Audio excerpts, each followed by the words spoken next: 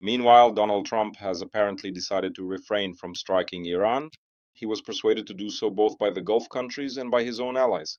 During a high-level meeting with his national security advisors, Trump explicitly stated that he would only agree to a rapid and decisive military strike on Tehran, and was firmly opposed to any prolonged war.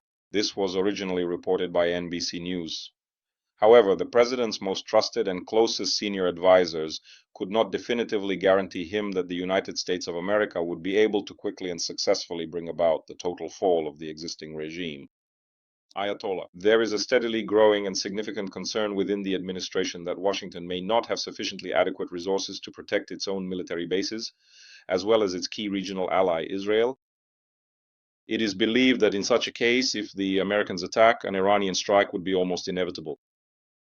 Earlier, it was reported that a strike on Iran could be carried out within 24 hours. In particular, American military personnel were asked to relocate from the Al Udeid base in Qatar to private hotels, since it was widely assumed that if they remained concentrated at the airbase, it would likely be subjected to a devastating and massive missile strike.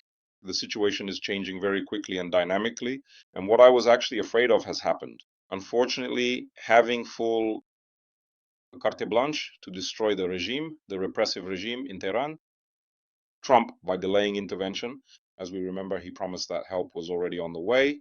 Many protesters, thousands of people, pinned their hopes on this. They simply took risks. They died. The number of those killed is estimated at no less than 2,500. CBS News, citing its sources, also reports about 20,000 dead, but it is known that there are at least that many.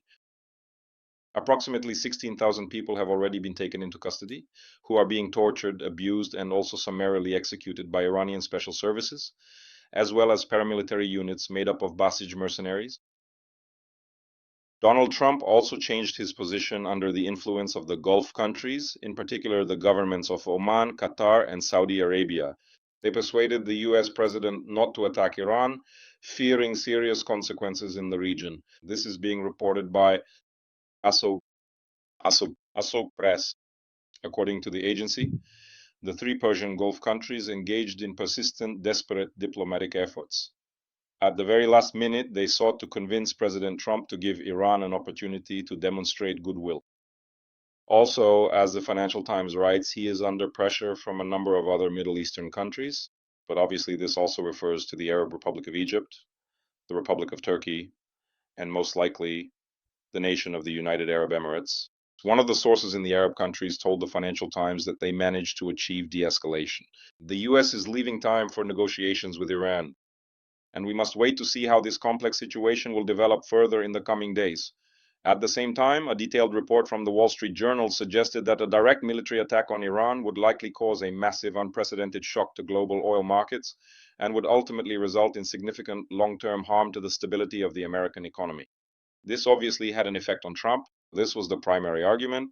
If the American economy were to suffer significant damage, not just the interests of Middle Eastern countries, even allied ones, or the general population, these arguments, Paki, obviously did not have any noticeable effect on him. Harm to the American economy was the argument. Trump also stated during a meeting with his advisors in the Oval Office of the White House that the killings in Iran are stopping, and there are no plans to carry out executions or the executions themselves, and this in fact was exactly what he explained as being the specific reason for refraining from strikes on Iran, although on the eve of this, an American attack on Iran seemed almost inevitable. Reuters in particular reported about it. Iran also completely closed its airspace and shut the border with Iraq. By the way, it is from there that many people are desperately fleeing from Iran to Iraq and especially to Turkey. Thousands of peaceful Iranians are fleeing today due to the very imminent and constant threat of death. They understand that the oppressive and repressive regime will sooner or later eventually track down everyone, even the innocent, or simply relatives, those who are close to them, families, those whom the regime will consider its enemies. This situation is developing in such a way that, unfortunately, it is justified. My worst case scenario. Thus, the protest in Iran, which has flared up with great force since January 8th, will most likely be suppressed with enormous loss of life. The most difficult part, as a matter of fact, will commence much later when these protests are suppressed. And after that, the regime will move on to internal purges. Under these purges, of course, not only the actual participants in the protests will fall, but also a huge number of completely innocent people. Their close friends, family members, as well as members of the Islamic Revolutionary Guard Corps and intelligence services, who inevitably will be accused of abetting or at the very least of failing to support the regime. Unfortunately, all this brings very dark times. For Iran, it delays the fall of this current authoritarian regime, and thousands, if not hundreds of thousands of Iranians will now be transformed into refugees. They will be forced to flee their country. To flee, first and foremost, this concerns representatives of the wealthy class who may suffer, and the upper middle class, that is, the middle class with higher incomes. Primarily, these are people with higher education, engineers, doctors, builders, whom this regime will now, of course, begin to pressure with renewed force, since it considers them its main internal enemies. And so, of course, I'll repeat once again, these are dark times, unfortunately. Most likely, the nation of Iran lies ahead in the near future because, I'll say it again, this country had a real chance to break free and reclaim its independence from the grip of this long-standing and repressive theocratic regime. But unfortunately, once again, the chances that it will fall are, at this current moment, simply not that great at all. Nevertheless, none of this will save the regime. In the end, it will fall anyway, but with even greater human casualties. And it is quite possible that Iran will repeat the fate of neighboring Syria, where civil war raged for many years.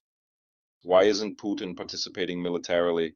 For example, how did he help Tokayev's regime in Kazakhstan?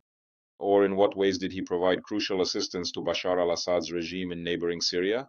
First of all, there is no corresponding request from the Iranian leadership. That's one. Second, obviously, direct military intervention by Putin would definitely have caused a much sharper reaction from Trump, and almost certainly he would have decided to launch a military operation in response. It would have provoked him. And ultimately, Putin actually does not have sufficient resources. That is, previously, when it came to suppressing opponents of the Bashar Assad regime, all of this was happening against the backdrop of the war in Ukraine, but at that time, the conflict was frozen. The Russian military presence was in the territory of Donetsk and Luhansk regions, which were partially occupied, and Crimea, which was fully occupied. It was limited. At that time, the Kremlin still had significant resources at its disposal. The full-scale invasion of 2022 had not yet begun.